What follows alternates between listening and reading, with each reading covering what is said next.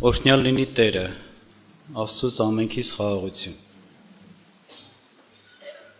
Անցած անգամ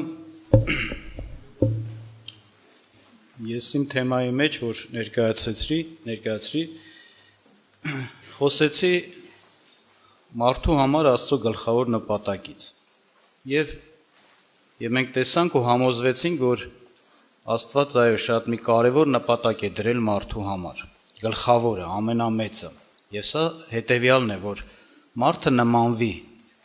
մարդը ընդունի Տեր Հիսուս Քրիստոսի կերպարանքը, մարդը նմանվի իրեն, Քրիստոսին նմանվելով նմանվի Աստծուն, մարդը լինի Աստծո նմանությունով և Աստծո պատկերով։ Իհարկե սա շատ մեծ, բարձր բան է, վեհ բան է, փառավոր բան է իրոք, որտեղ ինքը Աստված Քրիստոսն է փառավոր։ Եվ սրա համար, ասենք, մարդը պիտի ինքն էլ իր համար սա դարձնի իրեն նպատակ և գնա աճի այդ նպատակի մեջ։ Բայց հիմա ուզում եմ այսպիսի մի հարցի պատասխանել։ Սա որ այս նպատակը, որ Աստծո կողմից դրված է մարդու համար, որ անվանեցին գլխավոր, ամենամեծը, արդյոք հենց ընդհանրապես Աստծո գլխավոր նպատակն է։ Այսինքն ընդհանրապես Աստծո նպատակը հենց միայն սրանումն է կայանում, որ մարդը արարվի և մարդու նմանեցնի իրեն, մարդը իր պատկերը ընդունի։ Եթե այդպես լինի, մենք պետք է ուղղակի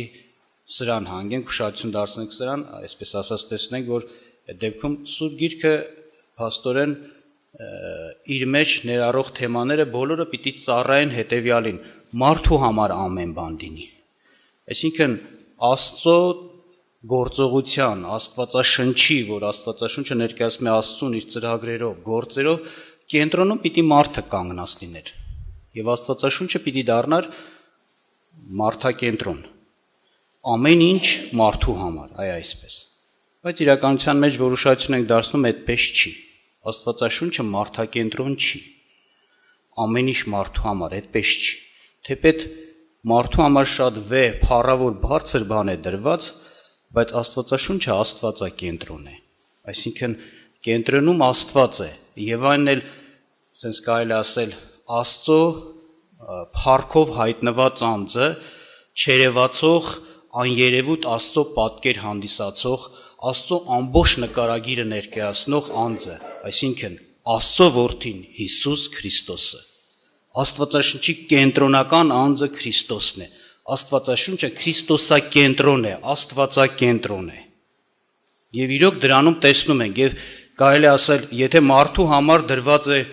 մեծ նպատակ, գլխավոր նպատակ, ապա դա մարդու համար, բայց ընդհանրապես Աստծո մեծ նպատակը հենց կապված է իր անձի, Քրիստոսի հետ։ Քրիստոսի երևնալու, փառավորվելու, մեծարվելու, բարձրանալու, որ Քրիստոս երևա, մարդիկ նրան տեսնեն։ Եվ կուզեմ կարդամ օրինակ Եփեսացիս թղթից առաջի գլուխը, մի հատված, 3-րդ խոսքից մինչև 8-րդ խոսքը ներկայացված է այն մասին, որ ինչպես է Աստված իրոք սիրում իր ստեղծած մարդուն և իր ծրագրերի մեջ կա և դրա համար գործնական քայլեր է արել, որ ամեն բարի օրհնություններով մարդը օրհնված լինի իր կողմից։ Եվ ասում է. Օրհնյալ է Աստված և մեր Տեր Հիսուս Քրիստոսի Հայրը, որ մեզ օրհնեց ամեն հոգևոր օրհնություններով երկնավոր բաներումը Քրիստոսով, ինչպես որ ընտրեց մեզ նրանով աշխարհի ստեղծելուց առաջ, որ մենք սուրբ և անարատ լինենք նրա առաջին սիրով, մեզ առաջուց սահմանելով, որ իրեն որդեգիր լինենք Հիսուս Քրիստոսի ձեռովը, իր կամքի հաճության պես, իր փառավոր շնորհքի գովասանքի համար, որ նրանով ցույց տա մեզ այն սիրելիովը, որով ունենք փրկություն, նրա արյունով մեղքերի թողություն, իր շնորհքի մեծության չափով, որ ավելանում է մեզանով ամեն օր, ամեն իմաստությունով և գիտությունով։ Նախ այս հատվածում տեսանք, որ Պողոս առաքյալը օրհնում է, փառավորում է Աստծուն, շնորհակալ է լինում, գոհություն է հայտնում ինչի համար։ Ասում է, որ մեր Քրիստոսի Հայրը, մեր Աստվածը մեզ օրհնեց ու ոչինչ չխնայեց, ամեն հոգևոր օրհնություններով օրհնեց։ Ընդ որում պատահական բառ չի դնում Քրիստոսով, Քրիստոսում, եւ խոսում է այդ օրհնությունների մասին, ընտրեց մեզ, Դերևս աշխարհի ստեղծելուց առաջ, այսինքն որոշեց, այդ նախորդ որոշված ծրագիր էր, որ մենք սուրբ լինենք, անարատ լինենք, որ մենք որդեգիր լինենք իրեն, այսինքն իր ժառանգորդը դառնանք, եւ ամենը արեց ասма Քրիստոսի ձեռքով, որ մենք մեղքերի թողություն ունենանք, փրկություն ունենանք, ամեն իմաստությունով, գիտությունով, հանճարով լցվենք, կատարյալ մարդ դարձնի Աստված, այսպես որոշեց, եւ այս ամենը ասում է Քրիստոսով արեց։ Հետո շարունակության մեջ կարծես թե այս նպատակն է բացում Պողոս առաքյալը։ Ինչ նպատակով, ինչու Աստված որոշեց այսպես վարվել մարդու հետ, այսպես փառավորել ու մեծարել ու բարձրացնել ու չխնայել նրա համար ամեն հոգևոր օրհնությունը, ամեն բան տա։ Անկամ իր ժառանգորդը դարձնի, այսինքն դա նշանակում է ինչ որ իմն է, քոնն է։ Որտեղ մեկը եթե մի ընտանիքի ժառանգորդ է, դա նշանակում է նա իրավահաջորդն է այն բոլոր ունեցվածքի, հարստության, կարողության, տիտղոսների, անունի, փառքի, որ այդ ընտանիքի հայրը, գլխավորը ունի։ Եվ Աստված որոշեց մարդուն իր ժառանգորդը դարձնի, իրավահաջորդ, ասենց ասած, իհարկե հաջորդ չեն, որ Աստված հավիտենական է, որովհետև, բայց իր փառքը տա։ Եվ խոսում է այս ամենն էլ արեց Քրիստոսով։ Եվ պատասխանում է ինչու Պողոսը։ Ասում է ցույց տալով մեզ իր կամքի խորհուրդը իր հաճության պես, որ առաջուց դրավ իրանում, իր կամքի խորհուրդը, իր հաճության պես, ասում է սրանով ինքը ուզեց ցույց տալ, մի բան, որ իրենում շատ շուտվանից առաջուց անվանում դա, այսինքն գուցե հավիտյաններից առաջ, երբ ամենայնպես շատ շուտվանից ինքը իր սրտում, իր մտքում դրել էր, եւ ուզեց այդ իր որոշած խորհուրդը, իր կամքի հաճությունը բացահայտի սրանով։ Եվ ասում է, ժամանակների լրության տնտեսության համար, այսինքն երբ որ ժամանակը եկավ, լրացավ, Աստված սկսեց իր խորհուրդը, իր մտքի, իր սրտի միջի եղած, իր կամեցածը իրագործեր։ Եվ ինչ է ասում, որ ամեն բան բովանդակվի Քրիստոսումը, ինչ որ երկնքումն է եւ ինչ որ երկրումը, նրանում,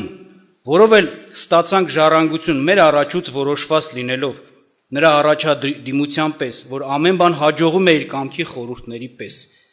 որ մենք գովասանքը լինենք նրա փառքին,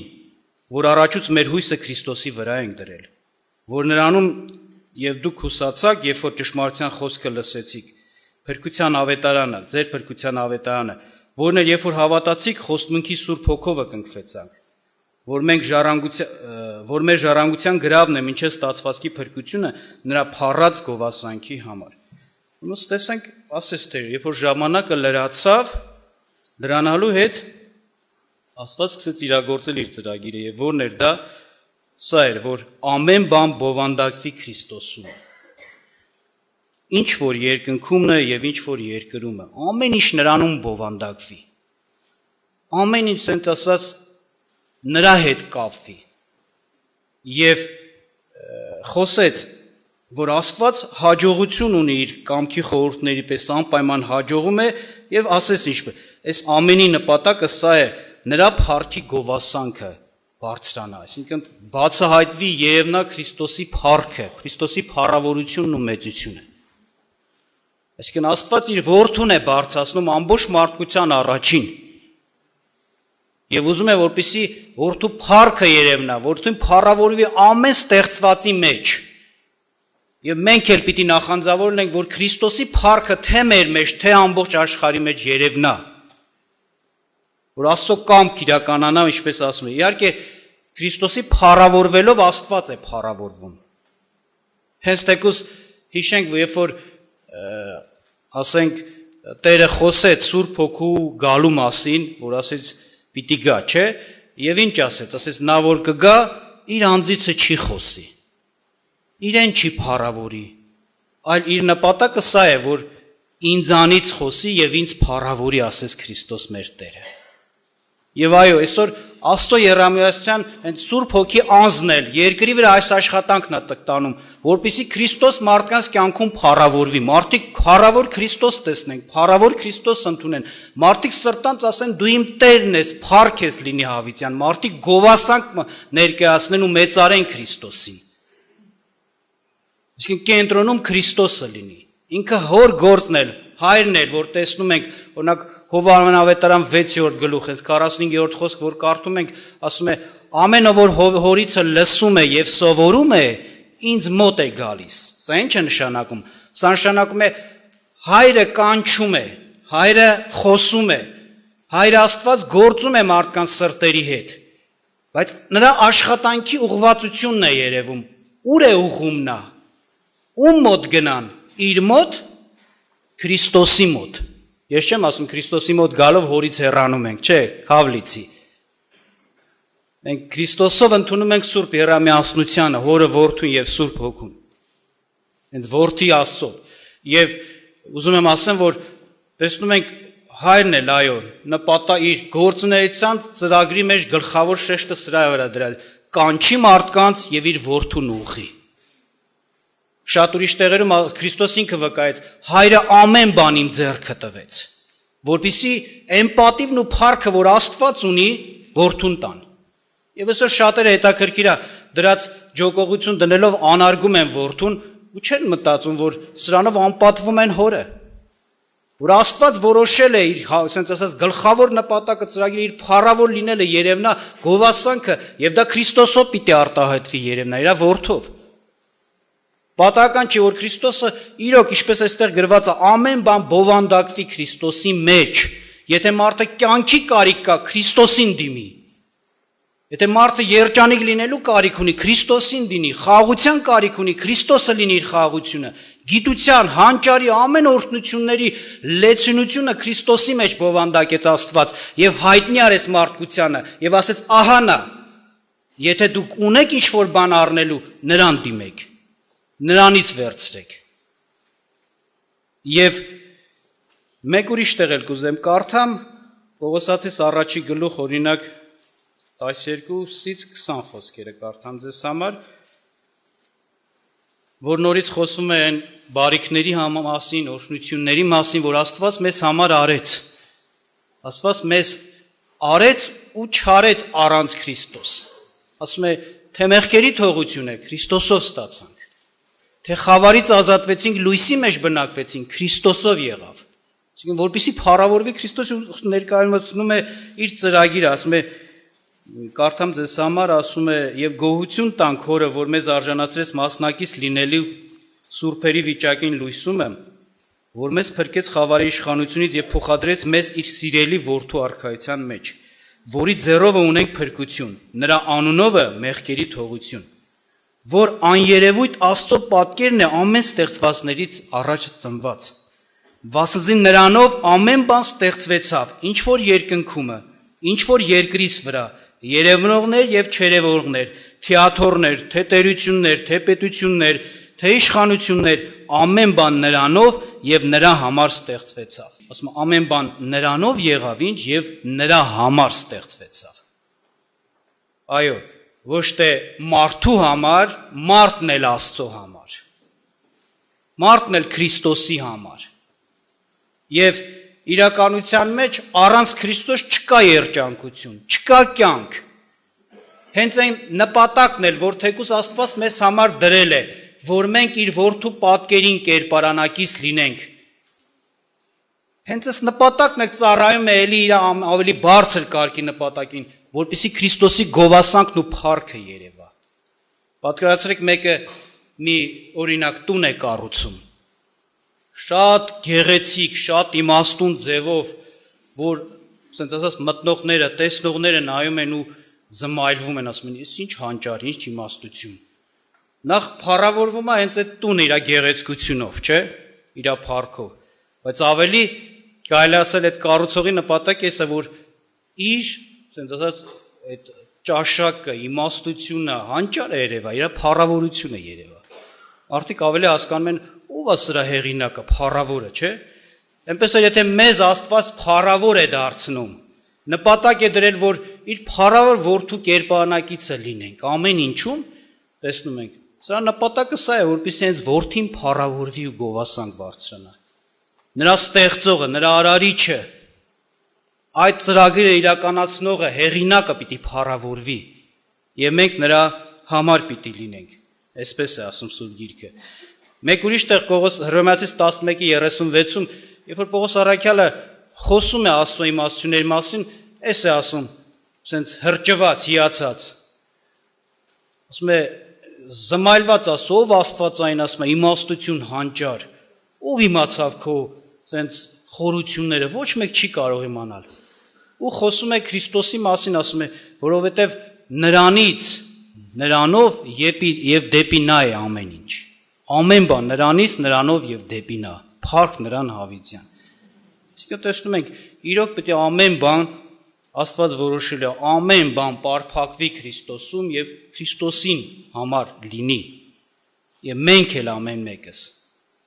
Եվ իրականության մեջ հենց սրա մեջ է մարդու երջանկությունը։ Շատերը չեն կարող հասկանալ։ Շատերին թվում է, թե սենց մարդը կարող է ունենալ Աստծուց դուրս անձնական երջանկություն, կյանք, հաջողություն, բայց այդպիսի բան չկա։ Այսօր աշխարհը անաստված աշխարհ է ուզում կառուցել։ Աշխարհ կյանք, որի մեջ Աստված պիտի բացակայի, դուրս մղված լինի։ Կարծես թե մարդը ինքը իր ձեռով է ուզում կերտել իր կյանքը, իր ցենց երջանկությունը, բայց իրականության մեջ տեսնում ենք, այդպես բան գոյություն չունի։ Որքան որ զարգացնի իր շրջապատը մարդը, որքան ավելի բարեկեցիկ ասեմ, ցենց ավելի հարմարավետ, ավելի հեշտ կդարձնի իր կյանքը, միևնույն է ինքը իր ներքն աշխարհում, իր սրտի մեջ, իր կյանքի մեջ մնում է դատարկ, մնում է կարիքով, անբավարարված, անկյանք, անխաղաղություն։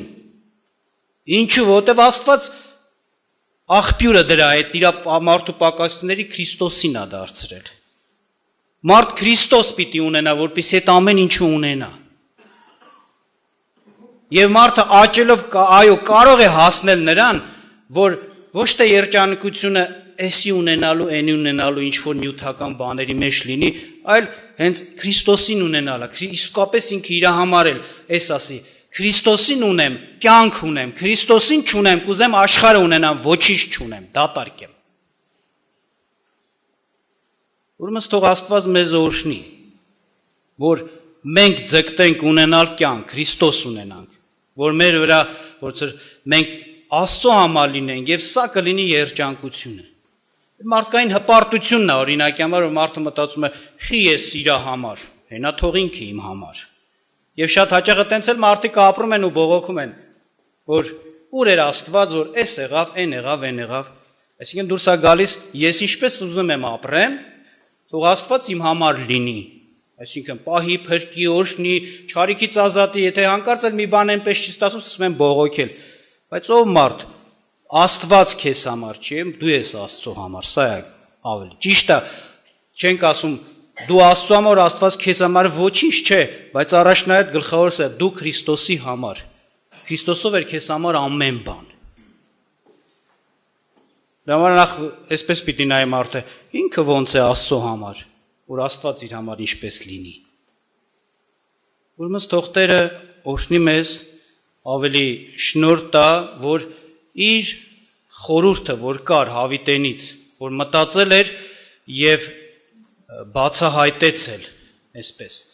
որ ամեն բան բովանդակվի Քրիստոսի մեջ, ամեն բան Քրիստոսով լինի, որ մենք ծառայենք, լինենք նրա փառքի համար, Տերը օրհնի մեզ, որպեսզի այդ խորհրդի համեմատ կյանք ու ձգտում ունենանք, նպատակ մենք ունենանք։ Եվ հիշեք, Աստծո շնորհքը այնտեղ է տրվում, որը պիտի լինի նրա համար, որը պիտի ծառայի նրա համար։ Շատ հաճախ շատ բաներ մենք ուզում ենք հենց անձնապես մեզ համար առանց ծառայեցնելու Աստծուն։ Բան չունեմ, Աստված ասելու, Աստված տեղեր կա տալիս է մեզ առողջություն, կարիքներ, փորձանքից ազատում է, բայց իր ամբողջ նպատակը սա է, որ իմանաս ով մարդ Աստված իրոք կա եւ իրոք քեզ սիրում է եւ կանչում է, որ դու որդուն ճանաչես, որդուն փառավորող լինես, որ դու լինես որդու համար։ Եվ սա կլինի քո երջանկությունն ու կյանքը։ Ուրեմն թող Աստված օրհնի։ Ես կուզեմ, որպեսզի մենք գոհանանք Աստծուց, փառք տանք իր որդու Հիսուս Քրիստոսի համար եւ մեզ համար էլ դարձնենք սա մեր կյանքը Քրիստոսակենտրոն լինի, ոչ թե անձնակենտրոն։ Ոչ թե մենք մեզ համար, այլ Քրիստոսի համար։ Երբ որ Քրիստոսի համար կլինենք, այն ժամանակ իրոք ամեն բան մեր համար կլինի հենց։ Հենց մեր կյանքն էլ բավարարված ու օրհնված կլինի։ Աղոթք անենք։